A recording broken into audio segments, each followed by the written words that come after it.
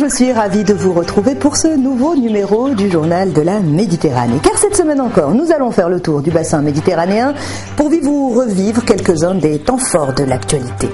Au sommaire de ce numéro, une double canonisation, celle des papes Jean-Paul II et Jean XXIII. Un événement qui a mobilisé des millions de catholiques dans le monde.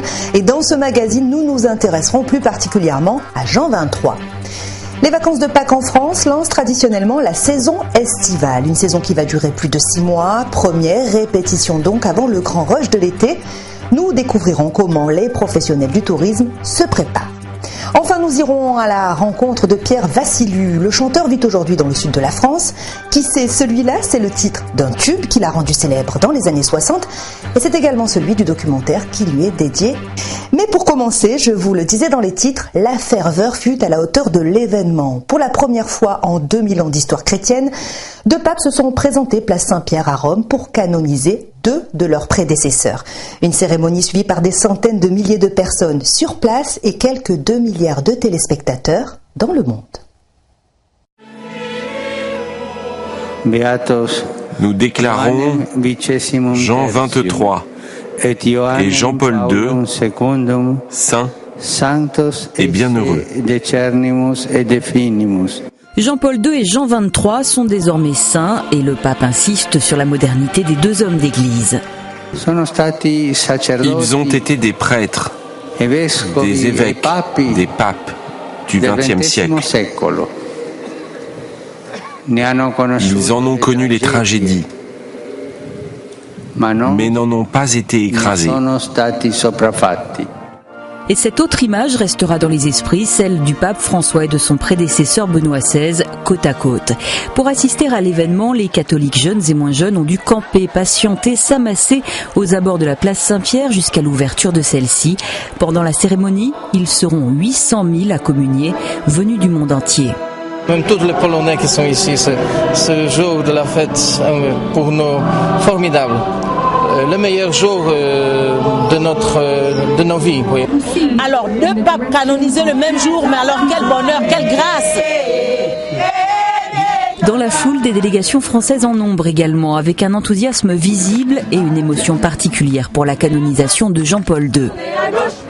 On a bien connu le pape Jean-Paul II et voilà, c'est un peu une idole pour nous. Il y a une super ambiance, il y a des gens de partout, de tous les pays et tout le monde, c'est une super ambiance, voilà, il n'y a pas de préjugés. Voilà.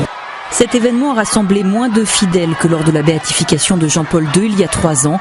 L'image de cette double canonisation reste toutefois un formidable vecteur de rassemblement pour l'Église catholique entachée récemment par des scandales. Alors nous venons de le voir, 2 papes étaient à l'honneur cette semaine. Si Jean-Paul II est encore dans toutes les mémoires, que savons-nous de Jean XXIII?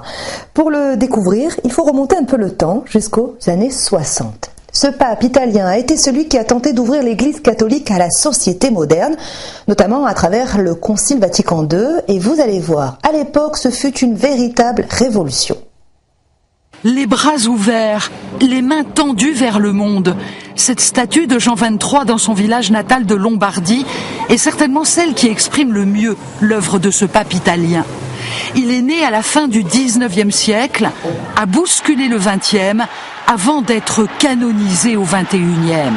Un pape résolument inscrit dans son époque avec une œuvre majeure, Vatican II. C'est par exemple lors de ce concile, en 1962, que l'Église change de langue. Les messes jusqu'alors dites en latin sont désormais célébrées dans la langue du pays concerné. Que le Seigneur soit avec vous. Et avec vous aussi. Il a initié une révolution dans le bon sens du terme. Le Concile Vatican II ne pouvait venir que de lui. Jean XXIII avait visité et connaissait d'autres terres comme la Bulgarie, et le monde orthodoxe ou la Turquie, et le monde islamique. Parce que Jean XXIII est aussi le pape qui a ouvert le dialogue avec les autres religions. Rapprochement avec les protestants, réconciliation avec le judaïsme, geste envers les musulmans. Au Vatican, il reçoit Altesse royale et président du monde entier. Mais il n'oublie pas les plus démunis. Ce pape ira par exemple visiter les prisons. Un exemple pas toujours suivi par ses successeurs. C'est un peu ce qui s'est passé sous Benoît XVI, c'est-à-dire une église plus majestueuse, qui va renouer avec quelque chose d'un peu plus majestueux. Alors, comme ce sont des cycles, eh bien, il y a maintenant le pape François, et le pape François apporte de nouveau peut-être une proximité, un discours plus proche des pauvres. Jean XXIII est mort en 1963. Il n'aura régné que 5 ans, mais il aura marqué durablement l'Église catholique. Le conflit syrien est évidemment toujours au cœur de l'actualité du bassin méditerranéen. Selon l'ONU, la guerre a déjà coûté la vie à 150 000 personnes et 2 600 000 Syriens ont fui leur pays. La plupart de ces réfugiés traversent les frontières les plus proches pour se retrouver en Turquie, au Liban ou encore en Jordanie. Ils sont 160 à avoir trouvé refuge en France. Ils vivent aux portes de Paris depuis plusieurs semaines dans un square de Saint-Ouen sans savoir où ils vont dormir le soir. Ils errent dans ce parc du matin au soir. Ces familles, ces enfants en bas âge, ces femmes sont des réfugiés syriens. Ils ont fui leur pays, ravagé par la guerre. Ce père de famille a quitté Homs il y a 3 ans avec sa femme et ses 3 enfants. 3 années d'un long périple autour de la Méditerranée. On a traversé par Liban, Égypte, Libye. Après, on a tourné Égypte, après Algérie, après Maroc. Le Maroc, puis l'Espagne et la France. Face à cet afflux constant, la préfecture de Seine-Saint-Denis est venue inciter les réfugiés à déposer des demandes d'asile. Mais elle l'affirme, tous ne pourront pas être pris en charge. Nous savons que vous avez eu un parcours difficile et que la situation est difficile, mais ce n'est pas pour autant qu'on a des solutions toutes faites immédiates. Vous allez nous expliquer exactement quelle est la composition de votre famille. Car sans demande d'asile, ces réfugiés n'ont aucune existence légale. Première étape, se faire recenser. Ok, depuis le Liban en avion. Des associations les aident à remplir les formulaires. En attendant une décision des autorités françaises, leur urgence c'est de se loger. À ce jour, 3000 Syriens ont obtenu le statut de réfugiés. Un conflit syrien qui s'exporte donc dans le monde à travers ces réfugiés, ces images de mort qui se diffusent sur les chaînes de télévision et sur Internet, et plus inquiétant à travers ces jeunes qui veulent faire ce qu'ils appellent le djihad. Leur nombre est évalué à 500 en France par le ministère des Affaires étrangères. Des jeunes gens, souvent endoctrinés par des sectes intégristes. Alors dans les mosquées, les imams tentent de lutter contre ce phénomène à travers des prêches pour la paix. Nous avons suivi celui de l'imam de Montpellier. Ces jeunes-là, il faut qu'ils soient encadrés. Et il faut que même que l'Internet soit surveillé aussi. À la sortie de la grande prière du vendredi, les fidèles de la mosquée voulaient d'abord parler de leurs craintes à eux, musulmans, face à ces jeunes partis en Syrie. L'imam venait de leur rappeler le devoir de vigilance des parents, un appel à la responsabilité. Lorsqu'il revient, il va revenir où? Quelqu'un qui s'est habitué à prendre ses dommages, m'excusez, des kalachnikovs, ainsi de suite, c'est vraiment un danger. Donc il faut essayer de sensibiliser ces jeunes et leur dire écoutez, vous allez où et vous allez revenir où après. Ce prêche important a le mérite rare d'être adressé à ceux qui au quotidien ont vu arriver ici à Montpellier des prédicateurs radicaux. Le rôle des parents est très important pour essayer de limiter ce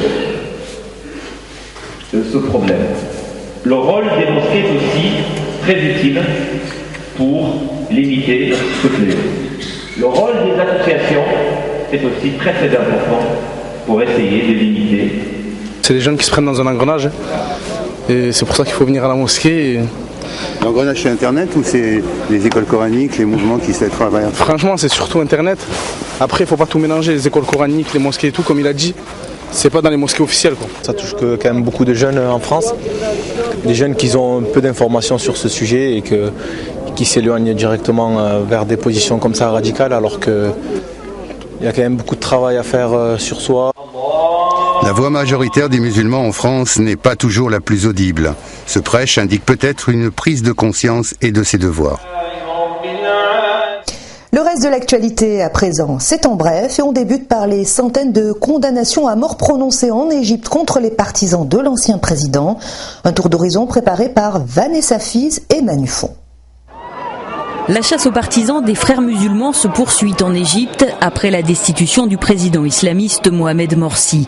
Lundi, un tribunal du centre du pays a condamné à mort près de 700 partisans des frères musulmans. Le même jour, les juges avaient commué près de 500 autres peines capitales en prison à vie sans explication. Cette quantité hors norme de peine capitale prononcée a provoqué un tollé international. Selon des organisations de défense des droits de l'homme, plus de 1400 manifestants pro-Morsi ont été tués depuis juillet 2013 et il serait plus de 15 000 militants à se trouver en prison. Ce fut la première apparition publique du président algérien depuis sa réélection et le moins que l'on puisse dire, c'est qu'elle n'a pas convaincu la presse et l'opposition. Abdelaziz Bouteflika a prêté serment lundi pour son 4e mandat en fauteuil roulant avec de grandes difficultés d'élocution. Visiblement, il était loin de s'être remis de l'AVC dont il avait été victime il y a un an. À l'issue de cette prestation de serment, les journaux d'Alger se sont interrogés sur ses capacités à assurer ses fonctions. On pouvait lire dans El Watan, Bouteflika recalé à l'oral. Le mouvement d'opposition Barakat a pour sa part annoncé avoir envoyé un courrier au Conseil constitutionnel pour demander une procédure d'empêchement du président. En Corse, l'Assemblée territoriale a adopté une proposition inédite. Il s'agit de limiter l'accès à la propriété sur l'île de Beauté à des résidents depuis plus de 5 ans pour lutter contre la spéculation immobilière et la flambée des prix qui empêchent de nombreux insulaires de devenir propriétaires. 40% des logements sont aujourd'hui des résidences secondaires. Mais cette restriction est loin de pouvoir entrer en vigueur. La proposition de réserver un droit à l'acquisition, prochainement soumise au Parlement, ne répond pas aux règles constitutionnelles françaises. La saison touristique est bel et bien lancée, notamment en Corse. Et comme d'habitude, ce sont les vacances de Pâques qui en donnent le signal. Une période importante pour les hôteliers car elle permet de vérifier que le dispositif est bien rodé avant le grand rush de l'été. Sur la saison, plus de 34 millions de touristes sont attendus sur la Côte d'Azur et la Corse. Les 3/4 sont français. Alors comment se prépare-t-on à l'arrivée de ces clients dans les villages de vacances ? Cela ressemble à un nettoyage de printemps. Et pourtant, nous sommes à la veille de l'ouverture de cet hôtel-club situé sur la rive sud d'Ajaccio. Il reste encore beaucoup de choses à faire. Du coup, les spectacles, on les fait où ? Alors, les spectacles, on peut les faire en partie dans l'amphithéâtre. Comme je t'ai dit au préalable... Benoît vient de poser ses valises. Il découvre les installations avec le responsable des animations. Tout doit être prêt pour accueillir les 200 premiers clients de la saison. C'est souvent ça en animation, on arrive et on commence directement le travail, on se familiarise avec son hôtel et on attaque. Demain, on a nos premiers clients. L'hôtel et la résidence disposent de 1500 lits. L'établissement emploie 90 personnes dès le mois d'avril, 150 en été. Tout le monde est bien arrivé, tout le monde est installé. Des emplois saisonniers correspondant à 75 équivalents temps plein, mais aussi 28 contrats à durée indéterminée. On a à peu près 60, 70%, voire 80% de personnel qui revient d'année en année, de personnel local, plus de 60%, qui revient d'année en année, qui nous fait confiance. Et donc plus on leur propose des contrats longs, plus on peut leur pérenniser un salaire régulier, plus on peut les aider à vivre au quotidien. Même si les dénominations restent floues, village vacances, hôtel club, résidence de vacances, les touristes, des familles avec enfants en majorité, plébiscitent les formules tout compris. En Corse, elles représentent 10% de l'offre d'hébergement et la durée de séjour y est plus longue que dans l'hôtellerie classique ou de plein air. Un quart des établissements restent ouverts à l'année. On choisit une destination en fonction de ce qu'on peut faire aussi autour. On ne choisit pas une destination en fonction de l'hébergement. Donc le fait que ce type d'hébergement là propose des activités, ça donne une garantie sur la partie avant et après saison. Donc c'est un type d'hébergement et donc de clientèle qui est intéressante aussi pour la destination corse. Avec l'hôtellerie, on sait que c'est ces deux types d'hébergement qui étalent le plus et qui créent aussi de l'emploi. On est parti. Les 26 villages vacances de Corse proposent environ 15 000 lits. Pour l'instant, seuls 8 sont classés. C'est le cas de cet établissement 3 étoiles situé à 35 km de Bastia, en Costa Verde. 210 bungalows et 147 chambres sur un domaine de 27 hectares. Je vous en prie.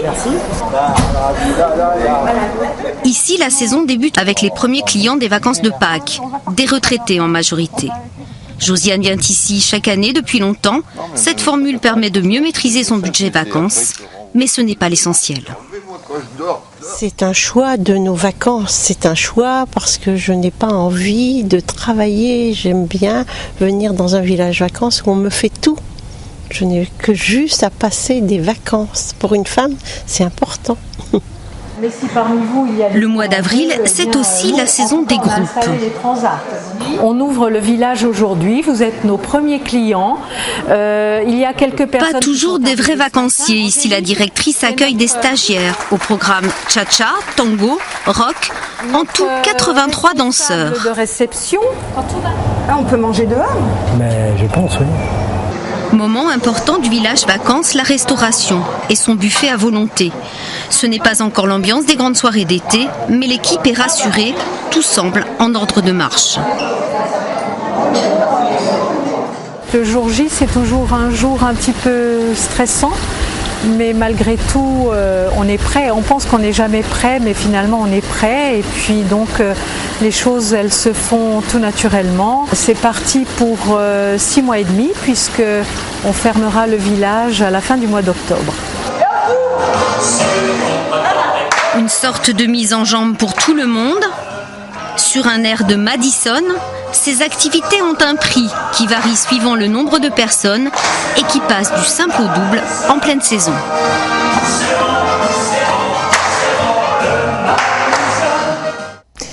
Et puisqu'il flotte un petit air de vacances, je vous emmène à Nice à présent pour découvrir une embarcation méditerranéenne traditionnelle, les fameux pointus. Ces petites barques de pêcheurs très colorées auraient pu disparaître, mais des passionnés les ont sauvées, ils les restaurent pour les faire naviguer. Nous sommes à bord d'un monument, l'emblème de la pêche en Méditerranée. Un pointu de 70 ans complètement rénové par son propriétaire. Dès la sortie du port, cap au large, pour une visite de courtoisie à un autre passionné. T'as une touche déjà? Pas encore? C'est l'illustration même, il est tout seul, il sort avec son pointu, c'est le calme, il déstresse, et puis voilà, il fait sa petite pêche. Ces bateaux de pêche, pointus à l'étrave comme à la poupe, sans quilles, et qui flottent comme des bouchons dans le gros temps, sont devenus en quelques années des objets de plaisir pour des plaisanciers lassés par les coques plastiques des bateaux modernes. Dans le port de Nice, ils redessinent avec leurs couleurs vives la carte postale d'une Côte d'Azur rêvée. Pour moi, c'est une poésie du paysage. C'était d'une coloration si riche que ça se combine aux façades et c'est une merveille. Salut! Pour donner une éternelle jeunesse à ces bateaux en bois, il ne faut pas ménager sa peine. Ah, ça se termine! Chaque année, il faut poncer la coque, entretenir le bois, le repeindre.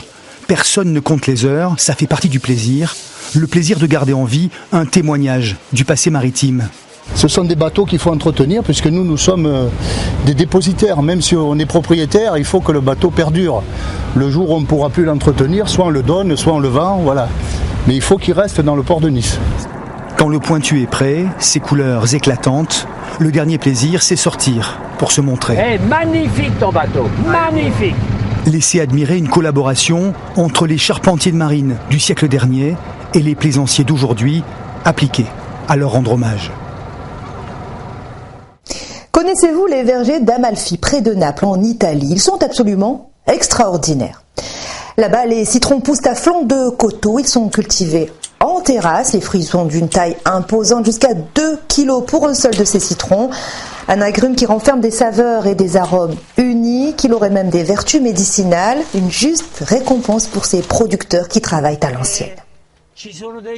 C'est un verger aussi extraordinaire qu'inaccessible, en cascade au-dessus de la mer.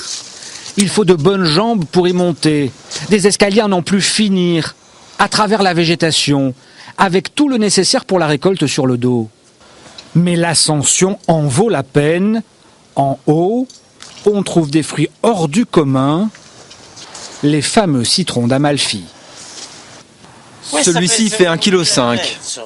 Ça peut aller jusqu'à 2 kg. Une cueillette ancestrale, pas un seul outil moderne. éreintante également, penchée sous les citronniers. Luigi Accetto connaît ses citrons par cœur. Il vit dans ce verger depuis 79 ans. Il explique que les citrons d'Amalfi sont plus sucrés que leurs autres cousins. On les mange d'ailleurs malgré leur peau, comme tous les autres fruits. Nous, on les mange en entier. C'est légèrement acide, mais c'est très doux. C'est parfumé, il y a tout. En torse à la tradition, il y a désormais un petit téléphérique pour descendre la production au village. 100 tonnes dévalent ainsi de la montagne chaque année. À Amalfi, tout est citron, fruits, confiseries, boissons, jusque bien sûr dans la cuisine. De l'entrée au café, toutes les vertus du zeste sont exploitées. On l'utilise depuis la nuit des temps contre le mal de tête. Le citron d'Amalfi, définitivement miraculeux. Il se récolte d'ailleurs quasiment toute l'année, de février à octobre. Il aurait pu utiliser du citron, mais il a préféré le melon. Il faut dire que Jean-Jacques Prévost est chef étoilé à Cavaillon, alors pour lui, cuisiner le melon était naturel. Ce qu'il est moins, c'est de l'utiliser en peinture. Ce cuisinier artiste lance un nouveau mouvement artistique, le melonisme, avec une particularité, ses œuvres gourmandes peuvent se déguster. Cet homme est un créateur de cuisine. Son inspiration, le melon. Il le prépare à toutes les sauces. Et son menu tout melon lui a valu une étoile au Michelin. Quand je suis arrivé à Cavaillon il y a 35 ans, il n'y avait pas de tradition culinaire. Le melon étant connu, le melon Cavaillon étant la réputation de la ville, il n'y avait pas de tradition. C'est-à-dire on pouvait manger du melon simplement en tranches ou avec du jambon ou simplement arrosé de Porto. Et je trouvais ça un peu dommage et un petit peu restrictif. Donc je me suis décidé de travailler le melon. Ça c'est la base de notre cuisine et de la peinture au melon. Car non content de mettre du melon partout dans son restaurant, Jean-Jacques utilise le jus du fruit pour créer les tableaux sensuels et pleins d'humour. La centaine, présentée dans l'exposition, montre l'évolution. Des premiers dessins tendres de femmes melons jusqu'aux toiles contemporaines. Il y a même une section classée X. Là, ça va être le côté érotique. Ici, ça va être fermé, avec une chapelle, tout fermé en noir, rideau noir, des éclairages, et ça va être le côté érotique. Jean-Jacques se définit comme le précurseur d'un nouveau mouvement artistique, le melonisme, prêt à rivaliser avec le pointillisme ou le cubisme, mais avec des armes plus gustatives. Le melonisme, c'est plutôt une peinture souriante, pigmentée, gourmande. C'est en tout cas le seul style pictural où l'on peut goûter aux œuvres. Comme à l'église, c'est l'hostie. Mais là, on va y mettre de la peinture alimentaire, donc on va manger le tableau. À déguster sans modération pendant tout le mois de mai à la chapelle du Grand Couvent à Cavaillon. Son nom ne dit peut-être rien aux plus jeunes. Pierre Vassiliou a pourtant enchaîné les tubes dans les années 60. Parmi ses titres les plus connus, qui c'est celui-là? Pour celles et ceux qui l'auraient oublié, je vous propose d'en écouter un extrait. Complètement toqué, ce mec-là, complètement gaga. Il a une drôle de tête, ce type-là. Qu'est-ce qu'il fait? Alors depuis quelques années, c'est au bord de l'étang de Thau que le chanteur s'est retiré. Enfin, pas tout à fait. À 76 ans, il est toujours aussi joueur. Et malgré sa maladie de Parkinson, il a accepté d'être le sujet du documentaire de Laurence Kirsch. La mise en scène est étonnante. Bonjour. Bonjour. Vous êtes Pierre Vassiliou? Oui, c'est moi. Bonjour. C'est moi. Ça me touche que vous soyez là. Écoutez. J'aimerais cette nuit pour attendre le jour. Le film de Laurence Kirsch est une balade. Des scènes de rencontres avec des passants où Pierre Vassiliou nous embarque dans un voyage de poésie. Dans les maisons. Une suite de douceur et de malice.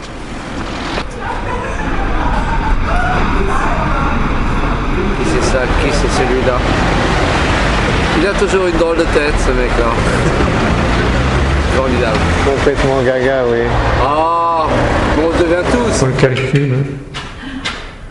La réalisatrice que voici a suivi Pierre Vassiliou pendant plus de 2 ans. Ah, la dernière fois, c'était un 4. Toujours à l'affût de bons moments, l'interprète est un gourmet de la vie. C'est un homme fragile aujourd'hui, mais toujours joueur, qu'elle a choisi de filmer pudiquement. Pierre, il est tourné vers la vie, vers le jeu, vers le mouvement, et puis oui, comme être à la ville, c'était vraiment pour lui être à la scène, quoi. Et où c'est qu'on peut vous voir si vous faites plus de prestations? En regardant bien, je suis en face de vous. Ah bah d'accord, okay, bah, ça fait plaisir. Bah, je vous souhaite une agréable journée, merci beaucoup. Merci. Au revoir. Faut chanter. Écoute-moi. Non, mais tu sais, c'est moi qui ai écrit ce morceau. Tu peux me faire confiance. Ouais, vas-y.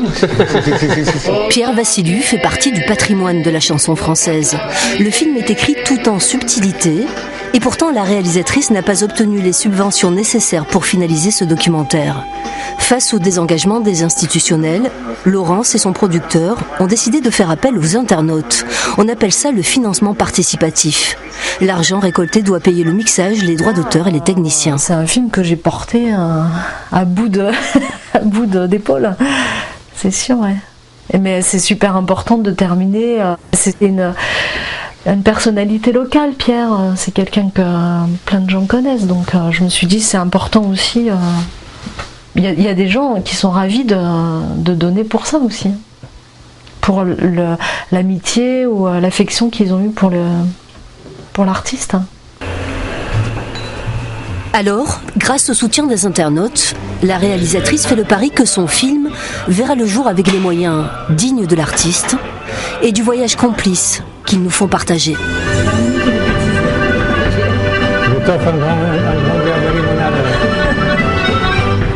Une fois n'est pas coutume, nous allons parler de football dans ce magazine. Il faut dire que l'affiche de la finale de la Ligue des Champions est particulière cette année, et c'est un pays de la Méditerranée qui crée l'exploit, l'Espagne. L'Atlético et le Real porteront haut les couleurs de Madrid le 24 mai prochain, une finale 100% madrilène donc, et c'est bien la première fois dans l'histoire des Coupes d'Europe qu'une seule ville est ainsi représentée. Madrid n'en finit plus de célébrer ses footballeurs, nouveau roi d'Europe. En Angleterre, les joueurs de l'Atlético dominent Chelsea 3-1. Ils rejoignent ainsi leurs voisins du Real en finale de la plus prestigieuse des Coupes d'Europe. Deux clubs d'une même ville qui jouent le titre. Une première. La presse madrilène jubile. Madrid aux anges, peut-on lire en une de ce quotidien. Une fierté locale qui déchaîne les passions. On n'a jamais autant suivi la Ligue des Champions que cette année. Deux clubs que tout oppose. 515 millions d'euros de budget pour le Real Madrid, l'un des clubs les plus riches au monde. Ses stars, Cristiano Ronaldo ou bien encore Karim Benzema. L'équipe évolue dans le stade Santiago Bernabéu, situé dans les quartiers chics au nord de la ville.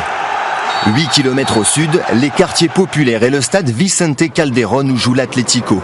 Budget 120 millions d'euros, l'équivalent de Lyon et Marseille en Ligue 1, mais qui s'est surendetté pour se payer des stars. Dans les rues de la ville, le duel des supporters a déjà commencé. Je vibre Atlético. Je soutiens le Real de Madrid. Dans 3 semaines à Lisbonne, le duel des voisins aura lieu. Atlético ou Real, Madrid a déjà gagné. On se quitte avec une vente aux enchères, celle d'un millier d'objets du Phocéa, le mythique yacht que la milliardaire libanaise Mouna Ayoub avait acheté à Bernard Tapie. Verres en cristal de Baccarat, porcelaine de Sèvres ou robes haute couture ont rapporté plus de 400 000 euros. C'est 2 fois plus que les estimations de départ.